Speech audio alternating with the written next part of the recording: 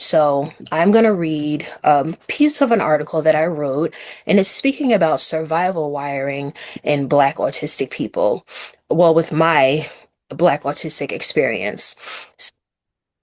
If you ever move through life feeling like you're constantly scanning for danger, adjusting yourself to avoid conflict, or pushing through exhaustion just to make it through, you're not broken. You're likely experiencing what many therapists, I learned this from my therapist, and trauma-informed practitioners called survival wiring.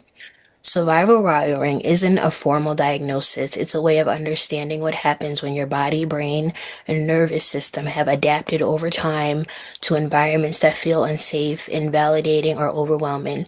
It's what your system does when it decides that survival is more important than comfort, connection, or authenticity. For autistic people, survival wiring is also quiet but constant undercurrent because let's be real. The world wasn't designed with a neurodivergent people in mind, but when you're Black and autistic, that survival mode gets layered with even more complexity, pressure, and silence. From an early age, many autistic people are conditioned to hide or suppress the parts of ourselves that don't fit. Maybe we were told to stop fidgeting, make eye contact, or use our words, even when they didn't come easily. Maybe we were punished for meltdowns and needing space or for reacting too strongly. Over time, these reactions from what others teach the body and the world isn't safe. When you mask, comply, you disappear a little. What begins as a coping mechanism becomes automatic and eventually your default. This is survival wiring. It looks like a constant self-monitoring. I touched on that earlier. It felt like anxiety that never quite turns off. It shows up as people pleasing, emotional numbness, perfection, shutdowns, or masking so well that even you forget what's underneath. The brain and body do this to protect you, but protecting can also be a prison. Now add race to the equation. Black autistic individuals often face a much stronger and steeper uphill battle, and one that is often overlooked even in neurodivergent and mental health spaces. Autistic traits that can be considered quirky or harmless in white children are frequently seen as disruptive, aggressive, or threatening when experienced by Black children. A white autistic boy may seem eccentric for avoiding eye contact or having sensory overload, but Black autistic boys may be seen as defiant. A white autistic girl who struggled to speak in class might be called shy, but a Black autistic girl may be labeled as lazy or disrespectful. I went through that. These are not minor differences, they are life altering. Because of this, Black autistic children are often misdiagnosed, underdiagnosed, or never diagnosed at all.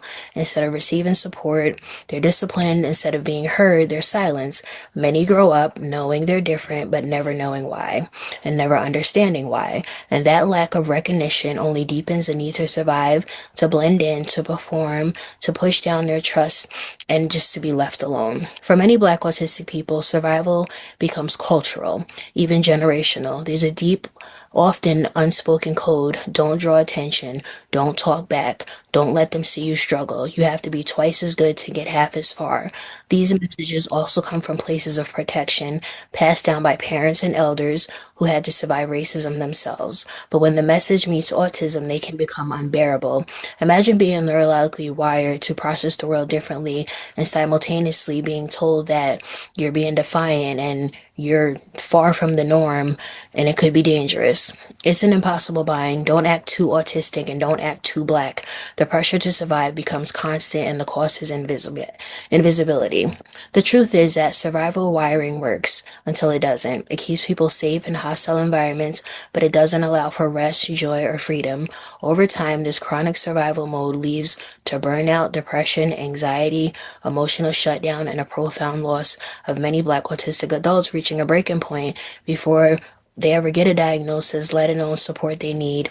Some never get it at all, but there is a way forward. Healing from survival wiring starts with recognition. It means naming the reality that your body learned to survive by adapting to unsafe worlds.